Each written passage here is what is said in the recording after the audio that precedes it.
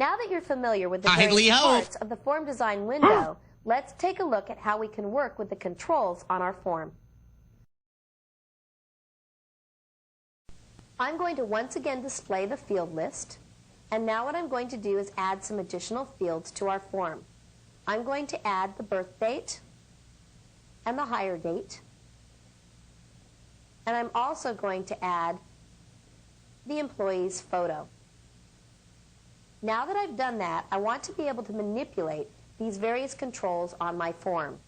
To select a single control, you simply click that control. So I can click to select any control that I'd like.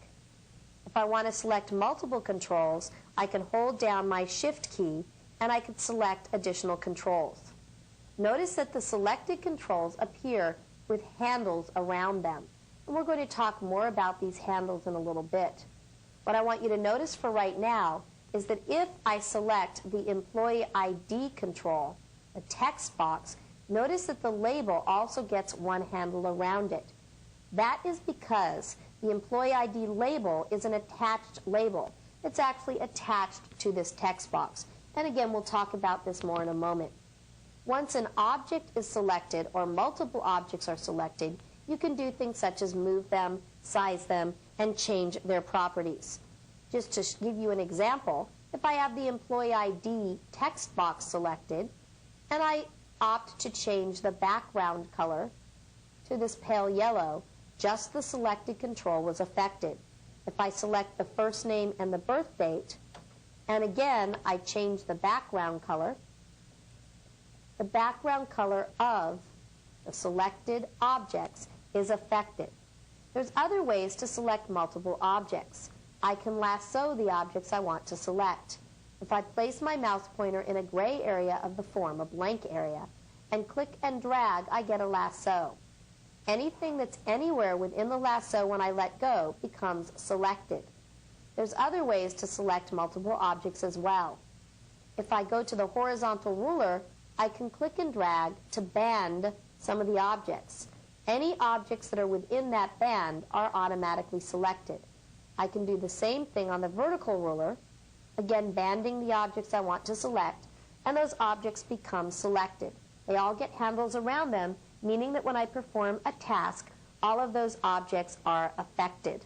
So you can see that there's many different ways that I can select multiple objects on my form.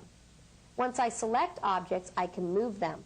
Now if I just click the Employee ID text box and drag, notice that I'm immediately moving it. If it's already selected, I need to place my mouse pointer on a border of the object so that my mouse pointer appears as a hand. If my mouse pointer appears as a hand, I can click and drag, and I move that text box, and since it has an attached label, the attached label moves as well. If I want to affect multiple objects, I select those objects however I'd like. I just selected these 4 objects, and I get the hand, and I can click and drag to move those objects as a group. I keep talking about attached labels. Let's take a look at what exactly is an attached label. Remember that if I move the Employee ID text box, the attached label moves as well. If I want to move the attached label independent of the text box, notice that if I place my mouse pointer on the big red square in the upper left-hand corner of either the text box or the label, I get a hand with the finger pointing upward. If I click and drag, notice that I can now move the attached label independent of the text box, or the text box independent of the attached label. So I can affect just one of the objects. Now I want to show you a little trick. If I select the Employee ID label and I delete it, now I could undo and immediately get it back. But what if I had deleted it and a while later I decided I wanted to get it back? What I'm going to do is bring up the toolbox and I'm going to add a label. And for the label I'm going to click and drag and I'm going to type Employee ID. The problem is that this label is not attached to the text box. So they now move independently whether I like it or not. So here's the trick. Select the control that you just added, and you need to cut it. So you can use Control X or Edit Cut or the Cut tool on the toolbar. Now you need to select the text box that you want to attach that label to. You can then select Edit Paste, Control V, or the Paste tool on the toolbar. Now these objects are once again connected. So that's how you can re-establish the connection between a label and a text box if you want to reattach a label or attach a new label to a text box. Now that you know how to select objects and move them, let's talk about how you can size objects and align them one to the other. To size an object, you simply go to one of its sizing handles when it's selected, and you can click and drag to the right to make it larger, to the left and make it smaller. You can go to a diagonal arrow in the lower right-hand corner and make it wider and taller at the same time, or you can size it to make it shorter or taller. So you can size an individual object. You can also select multiple objects. I'm first going to size this object. You can select multiple objects, and I can size them together. They're all going to size by the same amount, larger or smaller. There's a couple keyboard shortcuts I want to show you. If I select a control or multiple controls, hold down my Shift key and tap my right arrow key, the object gets wider one grid line at a time. The Shift and the left arrow key, and the object gets smaller one grid line at a time. The Shift key and the up arrow, and you can see that it gets shorter one grid line at a time, and down arrow, and it gets larger one grid line at a time. Another thing that we can do is instead of holding down the Shift key, you can hold down your Control key and use your arrows. Your Control and your arrows move the selected objects rather than size them. Well, now that we've talked about sizing objects, let's talk about aligning them. To align multiple objects, you first need to select them. If I want to align the employee ID, first name, birth date, and photo labels, I select them. I can then use my Format menu to align the left-hand sides of these objects, for example. Let's try that again. This time I'm going to select the objects, and instead of using the Format menu, I'm going to right-click. Notice when I go to align, whether it's through the right-click menu or whether it's through the Format menu, that I can align the lefts, rights, tops, or bottoms of the objects, or I can simply align them to grid lines. I'm going to align their left-hand sides. So that's how I can align objects. Remember, through the Format menu or with a right click. You can also size objects. These objects are now selected. What I can do is go to the Format menu, and I can set the size of the objects, and I can size all of them to the shortest object. Now, if we take a look before I do that, notice that employee ID is much taller than first name or birth date. If I use the Format menu to select size to shortest, the employee ID shrinks to be the same size as the other objects. Let's try something else. If I take a look at hire date, I'm going to size it so that it's small. I'm going to select the hire date and the last name text boxes, and now what I'm going to do is go to the Format menu, select Size, and I'm going to size to the widest object. Notice I can size to tallest, shortest, widest, or narrowest. I can also size to fit, which we'll talk about, or to grid. I'm going to go to the widest object, and you can see that the hire date is now as wide as the last name. If I right-click, I can align or size. We've already covered or we've just sized, so I'm going to align their lefts. And now things are starting to look better. And let's do the same thing with the last name and hire date. This time I'm actually going to align their rights and show you that I can align the right-hand sides as well. The next thing I notice is that the employee ID, first name, and birth date are not exactly equidistant apart vertically. So what I'm going to do is select those objects. I'm just creating a lasso. And I'm going to use the Format menu to set the vertical spacing between these objects to the same size. I'm going to make them equal. And now all three of these objects are exactly equidistant apart. But they've got too much space between them as far as I'm concerned. So I'm going to use the Format menu to decrease the vertical space between the objects. And I'm going to do that a couple of times. By the way, if you use these features regularly, you can customize your toolbar and add them to the toolbar. Now that I've done that, I'm going to select these objects and format, and I want to align their tops so that the last name pops up. And let's do the same thing for the hire date. Format, and I'm going to align their tops. So you can see that there's quite a bit that I can do so that I can make my form look exactly as I need it to look. I'm going to go ahead and save this form as FRM Employees Design. Clicking OK. My form is now saved, and I can view it at any time to see what it looks like. We're going to take a look at a cool power sizing technique called AutoFit. Let's return to Design View, and what I'm going to do is go over to the Employee ID, and I'm going to increase the font size a little bit. Now that I've done that, notice that the text no longer fits within the label. And in fact, if we were to view this form, you could see that the ID gets cut off.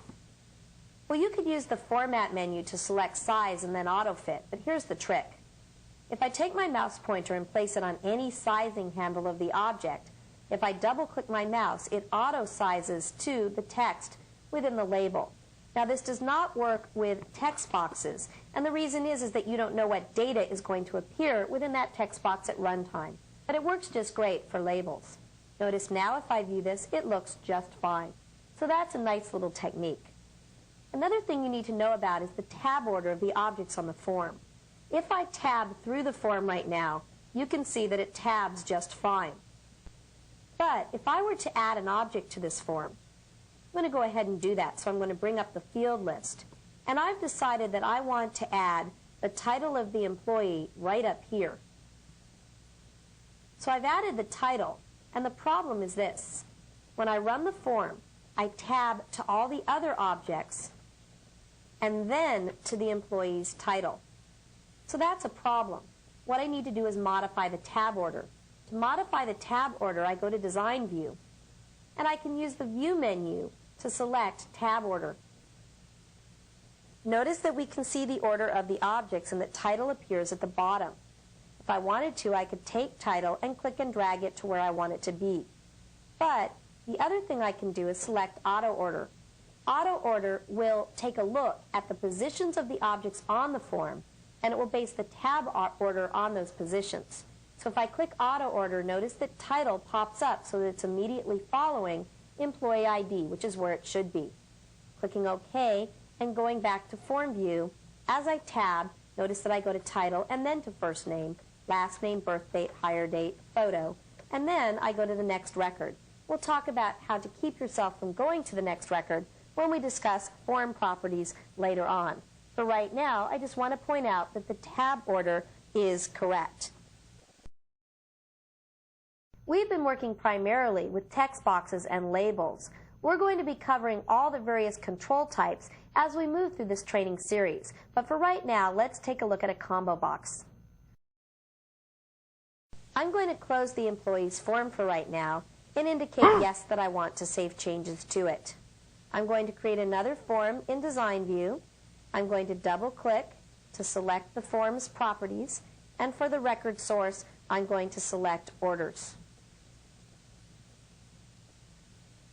I'm going to close the Properties window, and I'm going to add some controls to my form. Notice that the customer and the employee show up as a combo box or as combo boxes.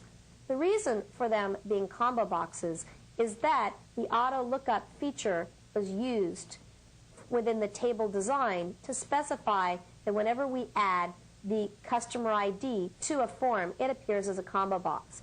And you can see this works just fine. But what it doesn't do is it doesn't teach you very much about adding combo boxes to a form. So I'm going to go back to Design View, and I'm going to delete the Customer ID combo box so you can see how we can build the Customer ID combo box from scratch. You would need to do this if you didn't use the lookup feature. I'm going to bring up the toolbox. And once I've invoked the toolbox, I'm going to make sure that my control wizards are turned on. So I'm going to click to select Control Wizards. Now, it's a toggle on and off.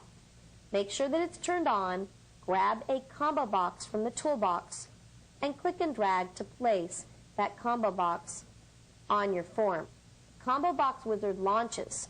Right now it's asking me if I want the combo box to look up the values in a table or query, type the values, or find a record on my form based on the value I selected in the combo box. I want it to look up the values in a table or query.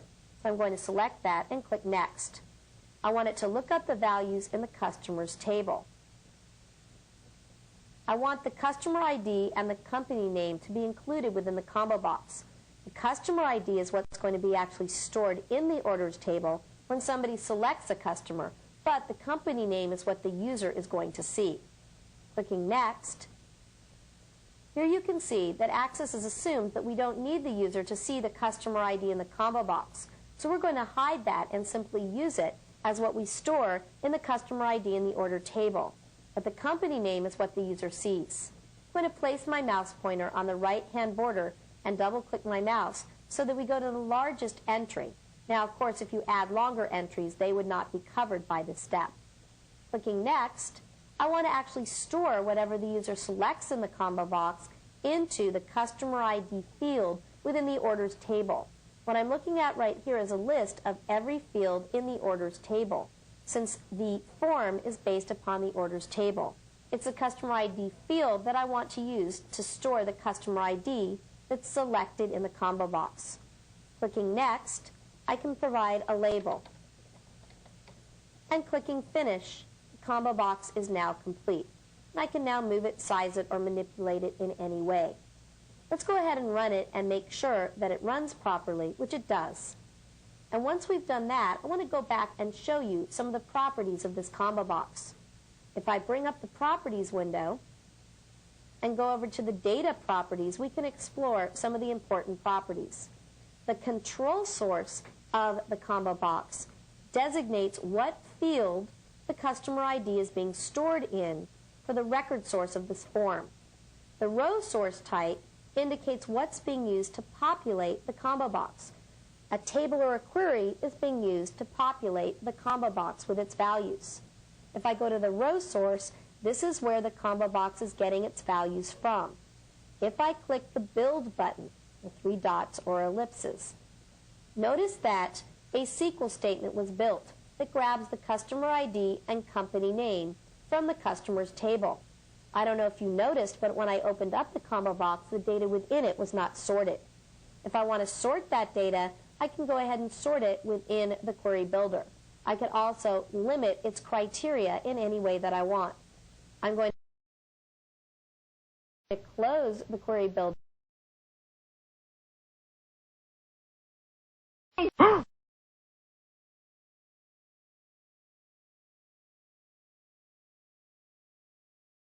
There's a lot more to learn about the visual aspect of designing forms. Some of these additional topics are covered in the user series on Microsoft Access 2000. For right now, we're going to move more into the intricacies of forms and look at form and control properties in detail.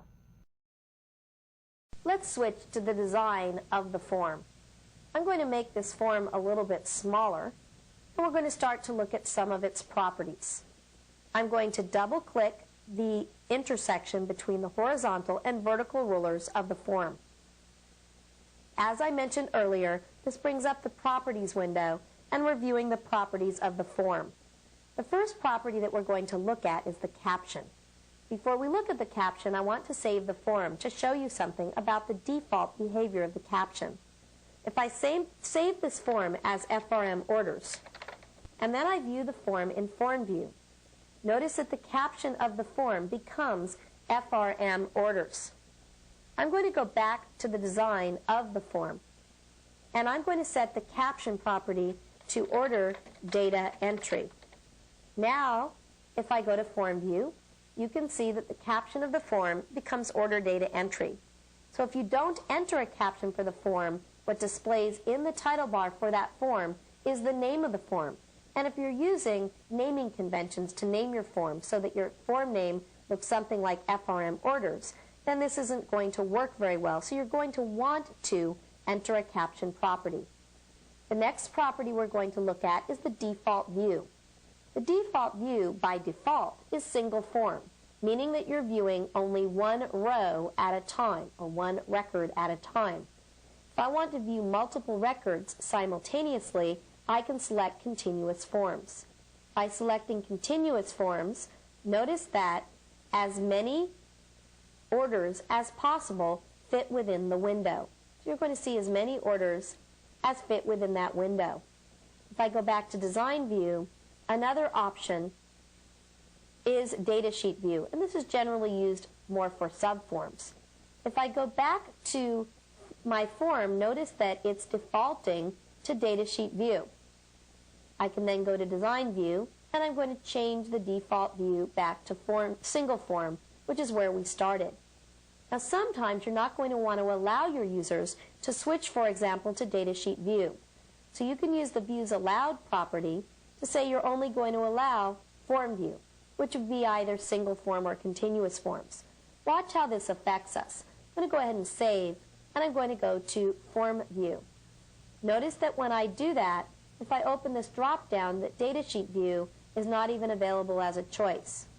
Furthermore, if you use your View menu, notice that Datasheet View is not available there either. So you're actually controlling and saying to the user, you can't go into Datasheet View while viewing this form. I'm going to return to Design View. The next property we're going to look at is scroll bars. By default, scroll bars is set to both. This means that if I make the form very small, we can get both horizontal and vertical scroll bars. Right now, we're only getting vertical. The horizontal, we have no room for it. Otherwise, we would get that as well. Maybe I don't want scroll bars to be available, even when my form is too small. So I go to Design View, bring up the properties, and I can indicate that I either just want to allow horizontal, just vertical, I want both, or I want neither.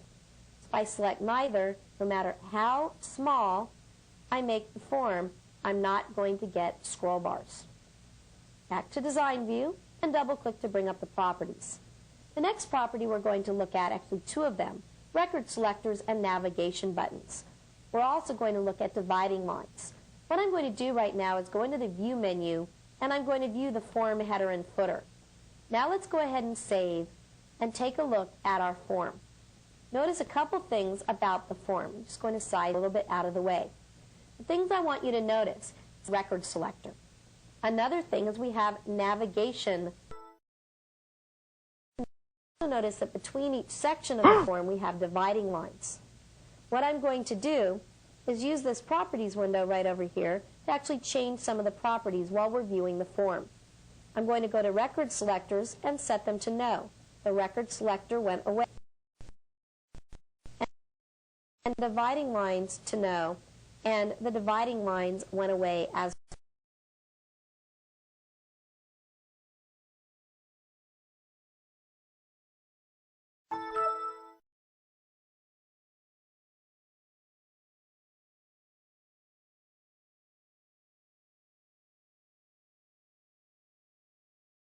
Now, we're going to move to the data properties of the form. The data properties of the form are very important. They control what data is displayed in the form as well as what the user can do with that data. I'm going to make this form a little bit smaller, and we're going to start to look at some of its properties. I'm going to double-click the inputs of the form. As I mentioned earlier, this brings up the properties window, and we're viewing the properties of the form.